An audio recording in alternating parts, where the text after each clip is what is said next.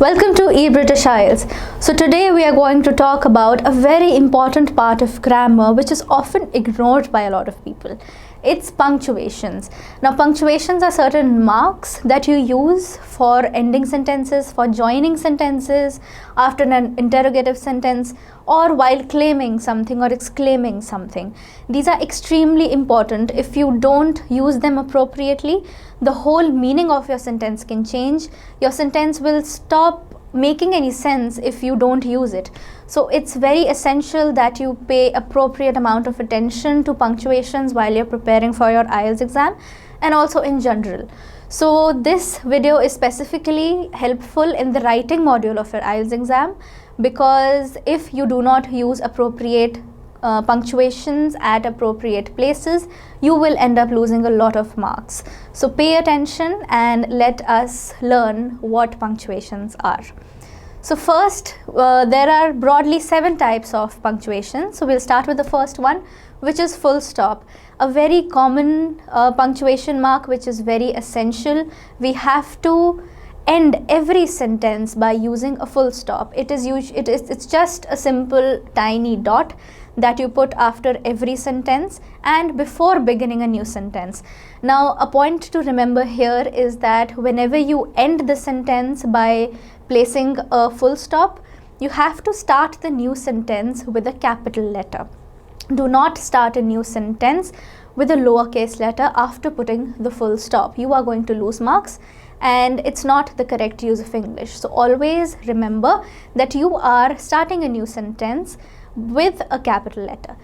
The second is comma. Now commas are used in a lot of ways. So the first way of using, or the first place where we need to put commas, is to connect two separate clauses or to separate two different clauses. For example, like the other day, today, also the sun is shining. So these are two clauses. Like the other day is one clause and the second clause is the sun is shining. So we have to connect these two separate clauses by using a comma in between them. Another place where we use a comma is after using adverbs. Now specifically we put a comma after an adverb when we begin the sentence with an adverb.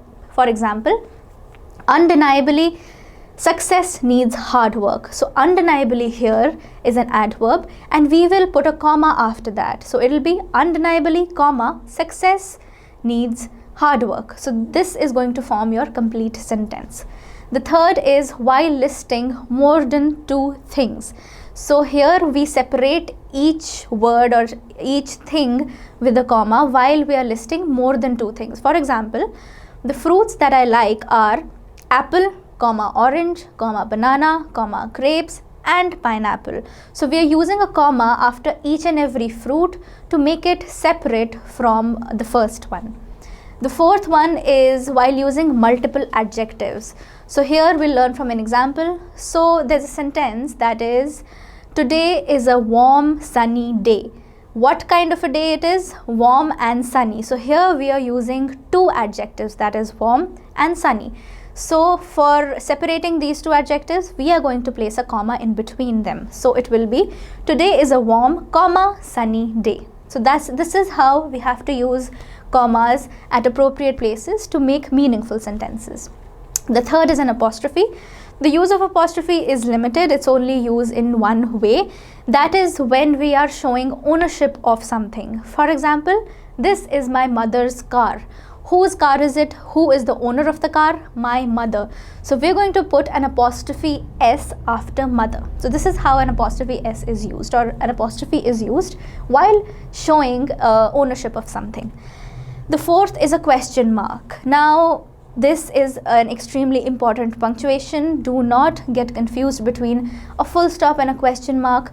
Question mark and full stop are both used to end a sentence, but the difference here is that the question mark is always used to end an interrogative sentence. If you use a full stop instead of a question mark after an interrogative sentence, it just loses its meaning and it does not make any sense. For example, what is your name?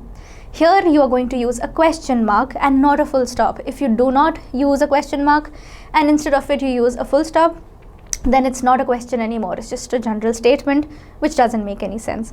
So always use question marks after an interrogative sentence. The fifth is semicolon. Now semicolon is something that we do not use a lot as compared to other punctuations, but that doesn't mean that we don't have to know about it. So a semicolon is used to join two very closely related sentences with each other. So that's how you use a semicolon. The sixth is a colon, which is very similar to a semicolon. Now, while making marks, when you start writing, make sure that you do not confuse colon and full stop with each other. Full stop is just one tiny dot, and colon are two tiny dots, one after the another, one below the another or one above the another. So colon is used to introduce a thing. It is usually used when we are listing out certain disadvantages of or points of view or rules about something. So how are you going to use it? For example, the following are the disadvantages of global warming. Then you'll use a colon, and then from the next line you will start, or from the same line as well, you will start listing out whatever the disadvantages of global warming are. So this is how you use a colon to introduce some things. The seventh and the last one is an exclamation mark, a very important punctuation mark that we often tend to ignore. An exclamation mark is always used for expressing an emotion. You are exclaiming something. For example, oh my God, you're in awe of something. You've just exclaimed, oh my God. Or for example, how amazing. So you are going to use an exclamation mark after how amazing, because you are excited about something. You think that something is really awesome. You're in awe of something and you're expressing that emotion. So exclamation marks are used to express a deeper emotion of excitement, of sorrow, of happiness, or anything. So these are the punctuations that you have to keep in mind while attempting your writing task. Without punctuations, your sentences are going to be meaningless and you will end up losing a lot of marks. So I hope this video on punctuations helped you, and you will keep these in mind to achieve a higher band score. Thank you.